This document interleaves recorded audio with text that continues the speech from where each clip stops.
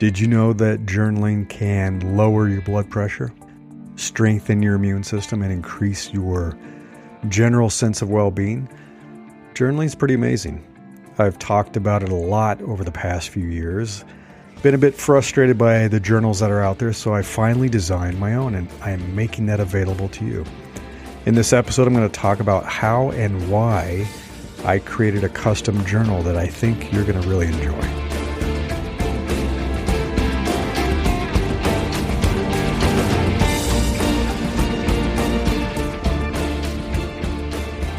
I'm Larry Cornett, and this is Invincible Solopreneurs.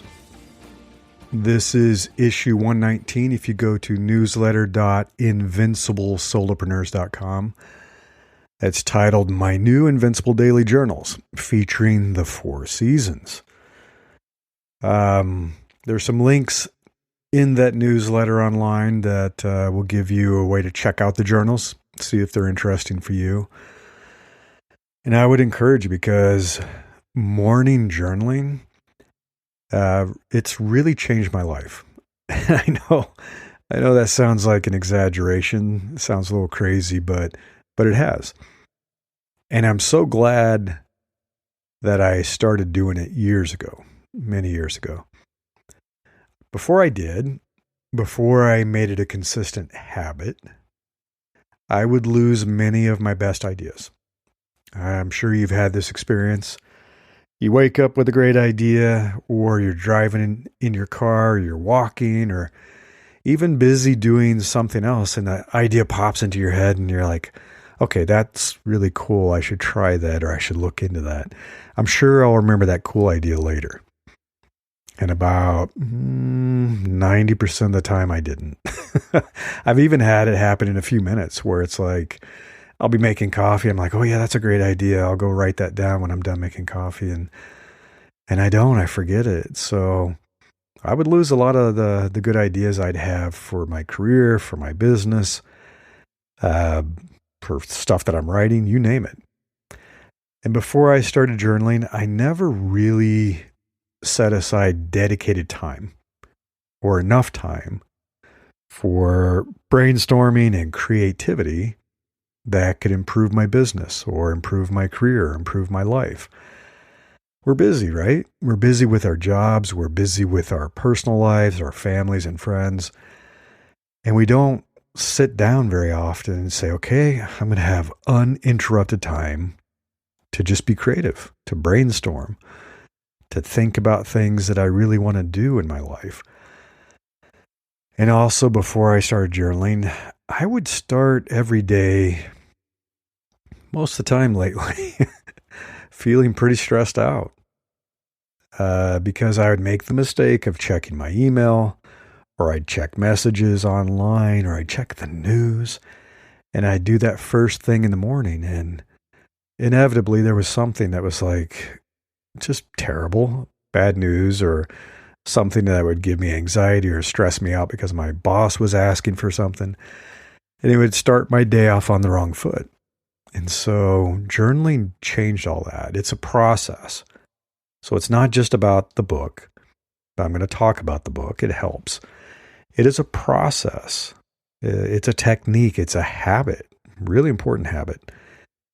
And it's a different way of thinking about yourself, thinking about your life, your business, your career, thinking about the world. This time that I dedicate every day for introspection, for creative thinking, for brainstorming, and for calm reflection has been among the best investments I've made in myself. I've had a few moments like this, right? I've talked about how learning how to overcome my fear of public speaking was a great investment I made in myself. Great professional investment, personal too. It gave me a lot of confidence. I've talked about how getting into shape and making fitness part of my daily life way back, I think I started in 2009, lost a bunch of weight and was doing CrossFit and weightlifting. I still do it every day. One of the best investments I've made myself. Journaling's another one. So there's not a ton that I can look back on and go, wow, what a huge investment. Journaling is one of those. And I will admit, I'm surprised. I'd heard about it, dabbled with it on and off, hadn't made it really a consistent habit. But then when I did, and I changed the process of how I do it, it clicked. And it really has been a great investment. However, I have never been happy with the journals and notebooks I've used to do this. And boy, oh boy, have I ever purchased a lot of different kinds of journals and notebooks over the years. Well, this one's going to be the good one. This one's going to work. And they always kind of left me wanting. They didn't quite fit what I wanted. And I put up with it for many years, and I would hand edit it. I'll talk about that later. But I found myself doing that tediously every day. So I asked myself, why am I doing this? I can design my own journal. I can design it the way I want to use it, the way I want to journal. And I did it and made it for myself. And then I realized, why not share this with everyone? And it goes kind of hand in glove with a lot of what I talk about for my Invincible Solopreneurs community and readers, my Invincible Career community and readers, my Invincible Life people. This is really a tool that goes along with everything that I talk about. So I recently published this. It's a bit of a process, as you can imagine. I don't know if you've written and published a book on Amazon, Barnes & Noble, places like that, but it is a process. It takes a lot of time to get it just right. You have to go through reviews and approvals and all that kind of stuff. Finally got it done. I started late last year. And the ones I call the Invincible Daily Journals, and I've used them to kind of feature the 4 seasons of the year, spring, summer, fall, and winter. And I'll talk about that in a little bit. But I also created a journal specifically for business owners. So it's for entrepreneurs, for solopreneurs. I call the Invincible Solopreneurs Daily Journal. Very targeted for business brainstorming and stuff like that. So if you go to newsletter.invinciblesolopreneurs.com, this is my new Invincible Daily Journals, issue 119. I have a link to both of those types of journals, and you can check them out. So I also included a link to something I wrote a few years ago about how writing changed my life, how it can change your life, the process of writing. So the benefits of journaling are numerous. I talked about it a little bit in the intro, and I've talked about this so much before. And if you go to the newsletter, you can check out that article I wrote. I'm not going to reproduce everything I put in there. There's a nice quote from the Harvard Business Review that I found. And it's talking about this. And it says, a certain kind of guided, detailed writing can not only help us process what we've been through and assist us as we envision a path forward, it can lower our blood pressure, strengthen our immune systems, and increase our general well-being. Expressive writing can result in a reduction of stress, anxiety, and depression, improve our sleep and performance, and bring us greater focus and clarity. And I linked that article. I've looked at a lot of research about this over the years. It's really interesting. Helping people process trauma, helping them process injuries and illness. And it is somewhat counterintuitive. You wouldn't think that dwelling on the problem, whether it's an illness or pain from an injury or some kind of trauma that you've had to deal with, or anxiety or depression, you wouldn't think dwelling on that in writing would help you. You think it'd make it worse, but it's counterintuitive. It doesn't. It makes it better. Getting all of that out of your head, the uncertainty, the anxiety, the worry, the stress, fear of the unknown, you get it out of your head, you put it down on paper, and you talk about it. You talk about, well, if this happens, what will I do? Well, I'm going to do this, or I'll do this, or I'll do this. I do a lot of journaling like that. If I have this type of failure, if that happens, what will I do to bounce back from that? What's my fallback? What's my plan B? Whatever it might be. And when I do that, it reduces my stress and my anxiety. And there's been tons of research on this, that it actually reduces pain, feelings of pain. It's kind of crazy. So you can click and read more about that. So I want to talk a little bit about the new journal design, why I did this. So after I left the corporate world in 2010, and I've talked about that, that was my last corporate job. I left in 2010, never went back. It took a few years, but my life started changing. My life no longer revolved around quarterly planning, planning Q1 through Q4 and the things that you do at the beginning and end of the quarter. It's not like that when you escape that world and you focus on your personal life or your own business, whatever that might be.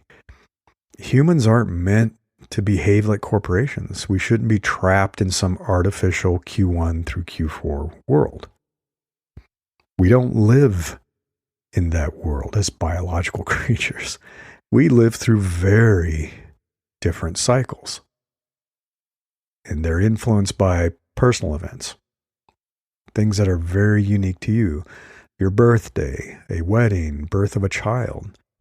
If you have a long illness, if you've suffered a loss, if you've lost a loved one, going on vacation. There's all kinds of stuff that are personal events that change how you think about your life and the world and what you're focused on. There are shared events. This is something that I've been tuning into a lot more over the years, that there are kind of these shared events through seasonal holidays that we're all experiencing, through national holidays, local events where you live. And it changes how you're thinking about the world and the things that you are focusing on doing. And then the big one, the seasons of the year, the weather, the number of daylight hours. I'm sure you've experienced that you feel and behave differently in the summer when you have long daylight hours versus the winter. I recently just experienced an extreme version of this. Last week, a couple weeks ago, maybe only a week ago, I went to Alaska to visit my kids who live there. So very short daylight hours. I think the sun comes up around 9:30 a.m. So you have your sunrise. And then the sun sets at 3:30 p.m. There's not a lot of daylight. And in the summer, it's completely different. We were there and we were on the banks of the water and doing a bonfire. It was 11 p.m. or 11:30 at night, and it was still sunny. I mean, it was like the sun was setting, but there was daylight. Very strange, very different. And it totally affects people. It affects their energy levels. It affects how much work they feel like they can do. It affects when they want to go to sleep. And you can fight this, and we do. We fight this all the time. And it really messes us up. We talk about daylight savings time and how much that messes people up. There are tons of car accidents the day after daylight savings time. It changes your energy levels and how awake you feel. And so you can fight this, or you can accept that you're a human being that experiences this. And so I wanted a real human-centered journal that recognized this instead of arbitrarily trying to structure the pages by quarters or even months. Months don't make the same difference or have the same impact in different parts of the world. My experience of November here in California in the U.S. is very different from November in Australia where my friends live. That's their summer and it's our winter. So it's very different. So it doesn't matter what the month is. There's still a season, unless you're living someplace tropical or you live in the poles, then that's different. Maybe I should create a journal that's for people that have 24/7 tropical weather and 24/7 tundra weather, Arctic weather. Um, I also wanted to create journals that support the personal ebb and flow of life.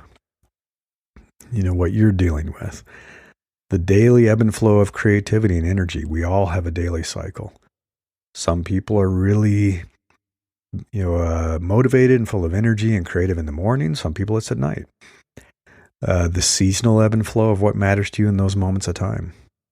I experienced that this past year where I really wanted to take more time off in November and December for the holidays and spend time with family and just slow down. Just stop trying to race 60 miles an hour ahead all the time, 24/7. Slow down and realize that there is an ebb and flow of things, and it's okay. It's okay to experience that. So if you go to this article, it's at newsletter.invinciblesolopreneurs.com. I said it's issue 119. I have some images that show those covers. So I did a cover design that reflects that. I have the Invincible Daily Journal for spring. I have one for summer. I have one for fall, and I have one for winter. And then the back covers are my own photographs that are trying to reflect those seasons as well. You know, I have the winter is a ski slope where we go here in California to go skiing. There's a fall one with the red leaves of a tree, you know, really trying to show the vibe of that.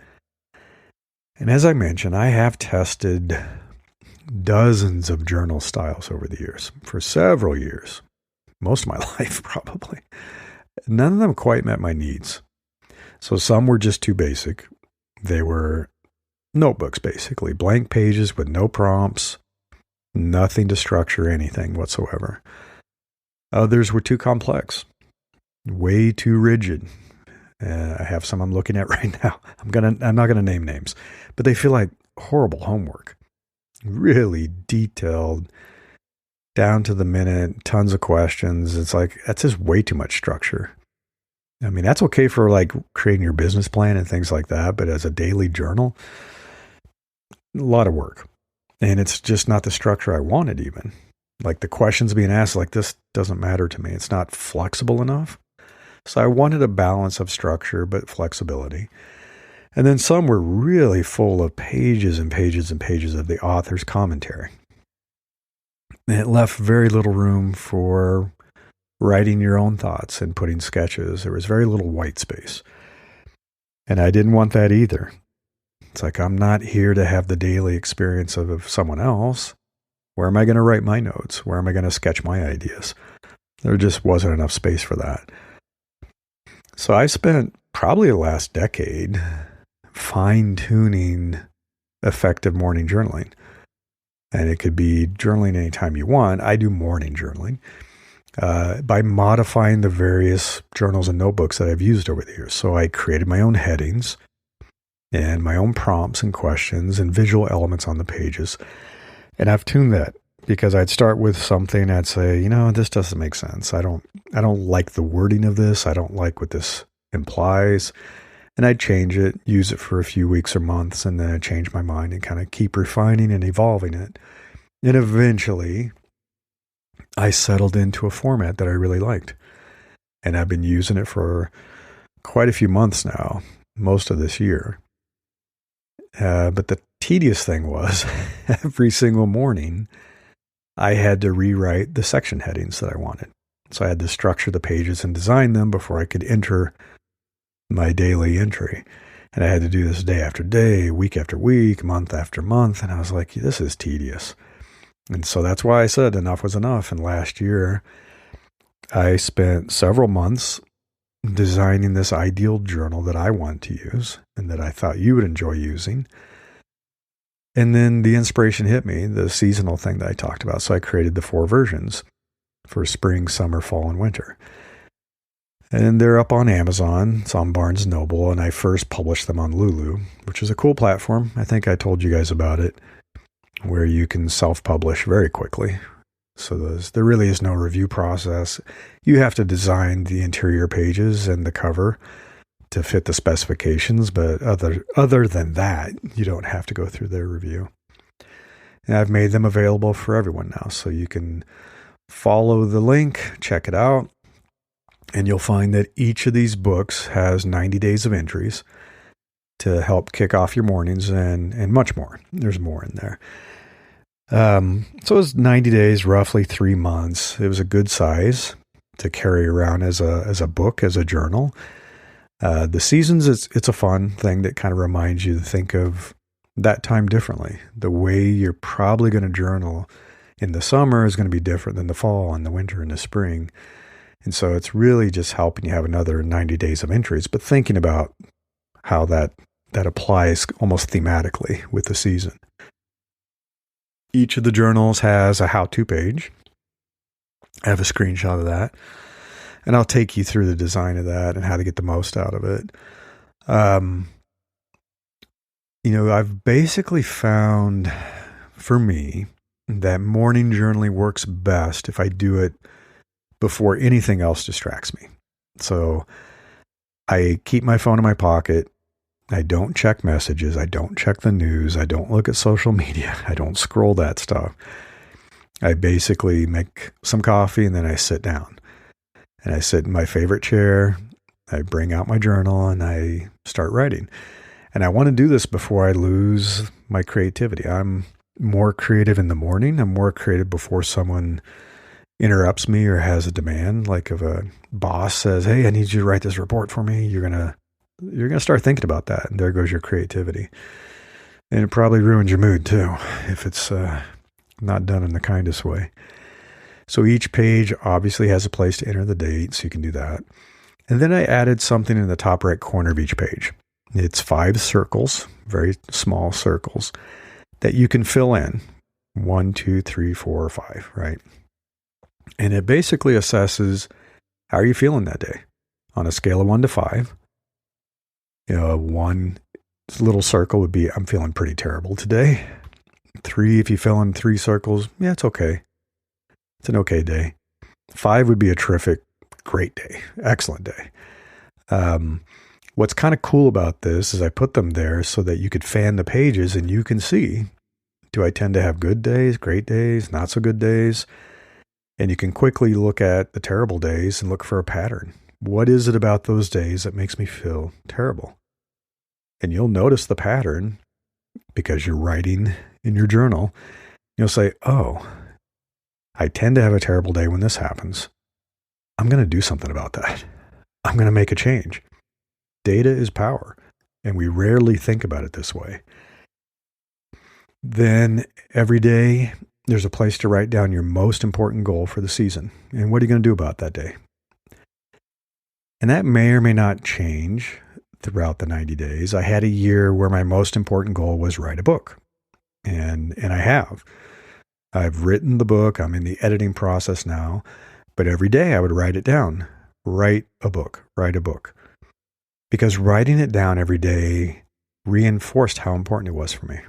It strengthens your commitment to accomplishing something, to remind you, this is important to me. I'm going to write this down every day, rather than have it somewhere in the back of my mind, really fuzzy, like, oh, what was that thing I wanted to do this year? But also writing down, what are you going to do that day to make progress toward that goal? That is the most important part. This process helps you hold yourself accountable so that every day, in the smallest way, if it's necessary, just an inch at a time, you're doing something to keep making progress toward that goal. I've talked about that in my goals workshop that I hosted last year. I'm going to do another one this year. That putting this practice in place makes sure that you actually accomplish the goals you want instead of just wishing it might happen or hoping or haphazardly doing it. So this is important. And then there's a place to prioritize and enter your top 3 tasks for the day. And I hear you. You're like, I have 100 tasks. I have 10 tasks. I have whatever. And that is part of the problem. We have a lot of stuff we want to do. We have this huge to-do list that rolls over from day to day to day. And yeah, you could have more stuff, but what are your top 3? What are the 3 things that are the most important for you to do each day? And there is a powerful sense of focus and accomplishment that happens when you do that. When you focus on getting all of those tasks done first, put your energy toward that. And it feels good to check them off.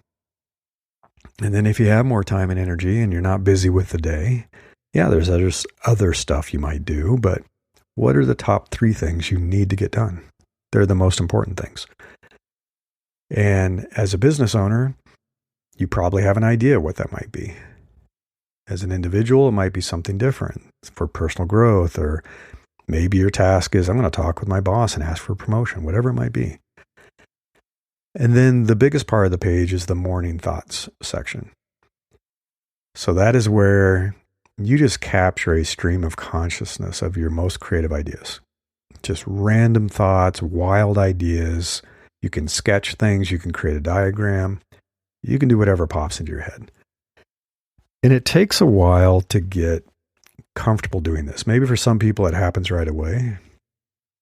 For me, it took a while, where I'd sit and stare at the page and be like, what am I going to put here? And one technique is just start writing stuff. Like, oh, it's a rainy day. I'm feeling a little tired today. Oh, I need to make sure I get my car cleaned this week. I need to take it in for a car wash, whatever it might be. But as you do this more and more, you're going to find that you're exercising this muscle and creativity starts to become more natural to you. And that is going to help you with your job. It's going to help you with your business. It's going to help you if you're an artist or a writer, whatever it might be. And then finally, at the bottom of each page is a place to write down the key takeaway for the day. So as you go through the whole day, you can come back to this later at night, or I often do it the next day. So I'll open and look at the key takeaway for the previous day, and I'll say, what did I learn yesterday? What was my biggest takeaway? What would improve my life going forward? What would improve my business going forward? Did I learn something? And so this is adding up day after day, week after week, month after month. I include an example of what a sample page might look like, where somebody has a big goal of, I want to find a new job. And today, I'm going to search the job listings on LinkedIn, the fresh new job listings. And I have some top tasks that I need to do. And then my morning thoughts. It's like, yeah, I'm feeling a little tired. I really have to get to sleep earlier. I have to stop staying up so late. I put a to-do. I made a little checkbox and I said, I need to order flowers for the birthday party next week, whatever. And sketched a little thing. And I've used kind of a personal note-taking system over the years that is somewhat similar to the bullet journal notations, if you've heard of that. So I have a bullet for each new idea or thought, and it could be multiple sentences under a bullet. Sometimes I'll nest additional bullets. I'll put hyphens and kind of make a list of items. I will use an asterisk, star something if it's really important. I want my eye to be drawn to it when I return to this page. I'll put check boxes for tasks. So I will go through my notebook like at the end of the week and say, okay, what are the things I said I had to get done? And I'll say, oh yeah, I forgot. I need to take care of that. I'll go back through the pages and check stuff off. It's like, oh yeah, I got that done. I took care of it. And then because it's paper, it's super flexible. I've drawn boxes around stuff to make it pop. I've circled something. I underline things. I use arrows to connect ideas, whatever it might be. It's like I can flow back and forth from writing and drawing and sketching pretty quickly. And that's why I use paper. I'm sure you're asking, why am I using a paper journal or offering this instead of the thousands of available digital options? So many apps, so many services. And I'm glad you asked. I'm going to pretend you did. I have tried various apps and tools over the years. I still have some I use. I do use Evernote and Ulysses, but I don't use them for this. Because nothing to this day matches a paper journal's distraction-free focus, the speed and the flexibility. Nothing. I've used everything. And somebody will say, oh, but try this. I have an iPad. I have this. I do sketches. I've tried everything, and none of them are as fast and as flexible as paper. And most importantly, they're not distraction-free. I open my laptop or my iPad and I get a notification. It's like, oh, great. I got to go check that message. Oops, there goes my creativity. So I found that rapidly switching between typing and drawing is still really slow and clumsy in apps. And I've downloaded and installed well over 100 different kinds of apps for this. They all were clumsy. They all were slow. Tool switching, context switching, the lag, too slow, even on a really high-end iPad that I bought. And like I said, if I'm on my iPad or my phone or my laptop, I'm now vulnerable to all those digital distractions. I get notifications. It's too tempting to check my email. The social media feed, the news are just one click away. It's just all there. Even if I'm in kind of focus mode, I know, and I'm just getting this itch to check my messages. I can't do that with paper. Paper has subtle cues. The paper pages are easy to scan, to search. I can dog ear a page. I can put bookmarks and tape flags. And as I was mentioning earlier, I can fan through the pages very quickly to browse my assessments, to look at that pattern of circles, to look for notes and sketches, checkboxes, and see all that stuff. I can quickly flip between two pages. So I'll go back a couple of months and I'll be like, oh yeah, there's those notes I took about that new business model. And then I'll be creating a new business model today. And I can flip back and forth and say, am I still in sync? What do I need? Oh, I forgot this element. I should do that. Have you ever tried to do that with digital content? Like trying to put your finger into place and flip between two pages very quickly? It's still way easier in a paper book. Anybody who still reads paper books and a Kindle, and I read both, knows this. They can flip between pages very easily. And then finally, I can take it with me everywhere. I can take my journal out on the deck, which I do in the summer, and I write while the sun is rising. I can take it with me to a coffee shop. I can take it on the plane. Doesn't run out of battery. Doesn't die. I don't drop it and get a cracked screen. Big thing, it doesn't glare with the sunlight. I've been trying to do stuff with my iPad and my laptop outside, and no matter what I do, there's glare. And if I put it under an umbrella, I mean, it's just, what a pain. And I've never had my journal crash, not once. So there is research, and I link that too, that's shown there is unique value in physically writing and drawing in a paper notebook. That it helps you process information, remember things, and the physical act of doing it, and this is an interesting side effect I discovered, it deliberately slows me down and I process and think better. Whereas I type so quickly that my fingers are almost ahead of my brain. I already do so much of my daily work on my phone and my laptop and my iPad, and you probably do too. And if you know my background, if you've checked me out on LinkedIn, you know I'm not a Luddite. I studied human-computer interaction. I worked at IBM and Apple and eBay and Yahoo and various startups, and I had my own startup. I live with technology, and I'm using technology all the time. I design all kinds of software. That's what I did. But I'm telling you, spending that 20 minutes every morning writing in a paper journal while I enjoy my coffee is a rare treat. That is a nice break from the digital world. I love it. I love sketching and drawing. I love creating diagrams. I like writing the notes by hand. It feels different. It's enjoyable. I bought a nice fountain pen, and it's just a pleasure to use. My brain relaxes and appreciates it. So you're probably thinking, what do I write about? Well, I started journaling a long time ago. I was thinking about this. I was like 16 years old. And I wanted to start capturing my thoughts and my dreams. And even then I realized that doing it first thing in the morning was essential. So I kept it on my nightstand, and I would write down what I remembered of my dreams when I woke up, because they would quickly fade away and you'd forget it. And I've always been a vivid dreamer, but it would fade if I waited too long. So I wanted to use that to help me write fiction. I enjoyed writing fiction. And I wish I'd kept doing this, but I stopped when I went off to college. But then I got a reminder about it from people like Tim Ferriss and Ryan Holiday, James Altucher. And I started journaling several years ago, as I mentioned. So you may be thinking and are asking, what do you write about every day? What can you come up with? And it's like I said, the idea is to let your mind go wild. You have to really set it free. No constraints. Nothing is silly or stupid. Just write. And the more you do it, the easier it gets. This creative muscle, that writing muscle, the idea machine that you create, it gets stronger and better. And some examples, my journal entries have included like ideas for new goals for the year. I'm like, okay, this should be a goal for me this year. And then I'll sketch a high level roadmap of the goal, the sub goals, milestones, tasks, kind of breaking it down into the months and weeks.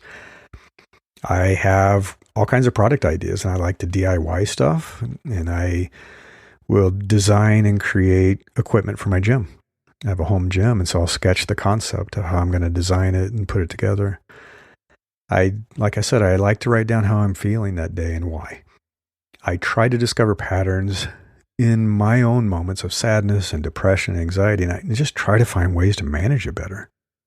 And I'll look and I'll say, okay, that's why I didn't make time for outdoor exercise this week. That's why I'm feeling tired. That's why I'm feeling down. I need to recharge myself. I'll put future to-do items, like with check boxes that I hand draw, notes about stuff I want to research, new ideas for marketing my businesses, new ideas for social media posts. I'll come up with ideas for potential partnerships, collaborations. I'm working on that right now. Ideas for new courses, workshops. I use this process to outline my book. So I did that in one session where I sat and outlined the entire book, several chapters of it. I'll sketch changes to my business model and insert stuff and remove stuff. I sketched concepts for book covers. I think about places I want to travel. I have a bucket list. Just introspective notes about how I want to keep improving myself, what I want to do. Reflecting on the past, writing down memories. I was writing down memories from my childhood the other day. And then I'll sketch, because I do a lot of art. And so I'll sketch stuff for my art projects. I'll write poetry, believe it or not. Plot a fiction series I'm working on. You name it. So think about it. What are some things you could imagine writing in your daily journal? How would you use it? If you let your imagination run wild, and remember, this book is just for you. No one else has to see it. What would you put in it? So go to newsletter.invinciblesolopreneurs.com. This is my new Invincible Daily Journals featuring the 4 seasons, issue 119. And you can get access to the links on Amazon and Barnes & Noble and Lulu and check it out. And even if you don't buy one, I'm not trying to force you to buy one, obviously. This is totally your choice. I hope you'll give daily journaling a chance. Use a notebook or journal, whatever you have at home. Just try it. Give it a chance. It takes several weeks. Several weeks of really being consistent about it in the process of doing it and not being interrupted by your phone or your laptop or whatever. Try it out and see if it makes a difference in your life. Until next time, I wish you the best of luck with building the business of your dreams.